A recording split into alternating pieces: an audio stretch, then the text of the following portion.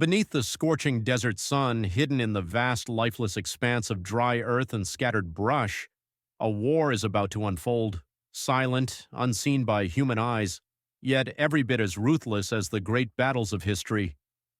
In this barren wasteland, two ant empires unknowingly exist mere meters apart, separated by nothing but time and chance.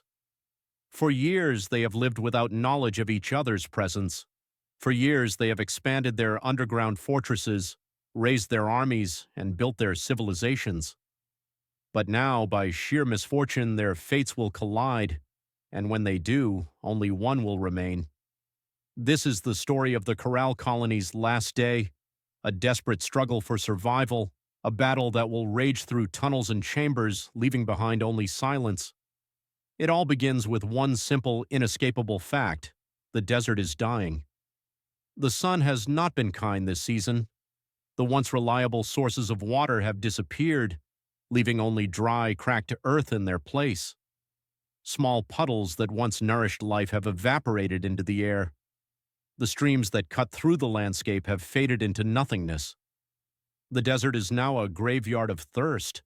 For the creatures that live here, there is only one law: find water or die. And for the thousands of ants in the Corral Colony, their time is running out. Deep underground, where the air is cooler and the tunnels stretch for meters in every direction, the queen rests in the heart of her empire. Her workers, once thriving in the comfort of abundance, now march out in desperate search of sustenance. They know that without water, their colony will collapse, the larvae will starve. The repletes, those living storage vessels filled with precious liquid, will dry up. Their civilization, carefully built over 8 long years, will crumble. And so the search begins.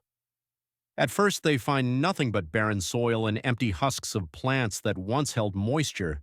They dig, they explore, but there is nothing. Until at last they discover one final hope: a trough, an oasis in an endless wasteland of thirst. It is the only standing water for kilometers. The sight of it sends a signal through the colony, a lifeline, a chance at survival. But what they do not know is that they are not the only ones who have seen it. Just 40 meters away, another colony watches. The workers of the Corral Colony venture toward the trough. Their tiny feet kick up grains of sand as they march forward, their antennae twitching in anticipation. But as they approach, something changes. The air is thick with scent, a foreign scent. They are not alone. Before them, blocking their path, stand ants unlike any they have ever seen. They are larger, their bodies gleaming in the harsh sunlight, their mandibles sharper, their stance unyielding. These ants do not back down. They do not retreat. They are here to fight. The first confrontation is brief but violent. A lone corral worker steps forward, attempting to reach the trough. Before she can take another step, she is met with force. The enemy soldier lunges, sinking its mandibles into her exoskeleton. She writhes, but it is too late. The rival colony is faster, stronger, and more brutal. Within seconds, the first casualty has fallen. The corral ants hesitate. This is not what they expected. They were prepared to fight off scavengers, perhaps even a few aggressive wasps. But this is war, and their enemies. They are soldiers. The rival ants waste no time. They advance, pushing the corral workers back, forcing them into retreat.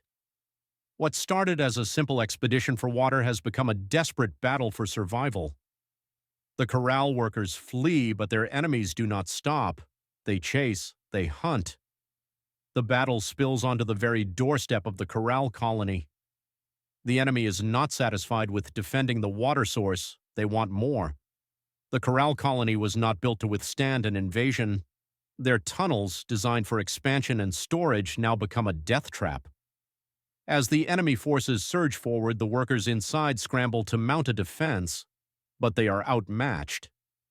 The first line of defense collapses almost immediately. The enemy tears through the outer chambers, dragging away larvae, slaughtering repletes, and dismantling the colony's food stores. The deeper tunnels are no safer. The corral workers fight back with everything they have, but it is not enough. The rival ants know how to kill. They know how to target the weak. to cut off escape routes, to overwhelm with sheer force.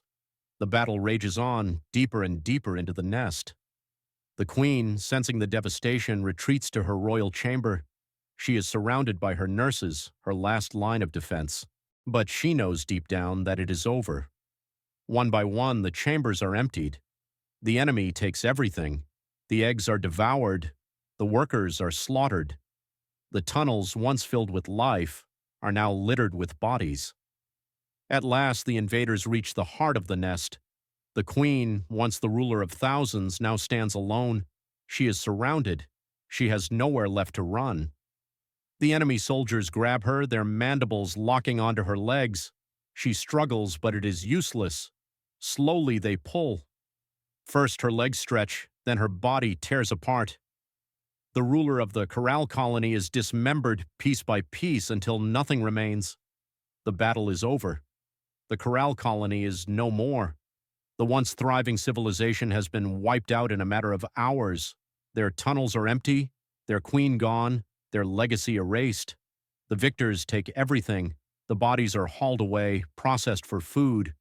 The repletes, once living reservoirs of nourishment, are cut open and drained. Nothing is wasted. The enemy colony has won. But fate is cruel.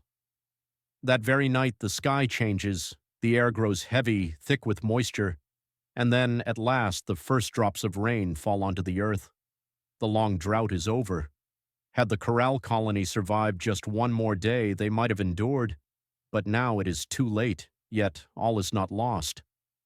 Far beyond the ruins of their mother's nest, the Corral Queen's royal daughters have set out on their own. They carry her bloodline, her legacy. Some will thrive, others will fall. But somewhere out in the vast desert, a new empire is waiting to rise. The Corral Queen is dead. But her dynasty, it lives on. If you found this story fascinating, make sure to subscribe for more deep dive explorations into the hidden wars of nature. What other insect battles would you like to see covered? Let me know in the comments below.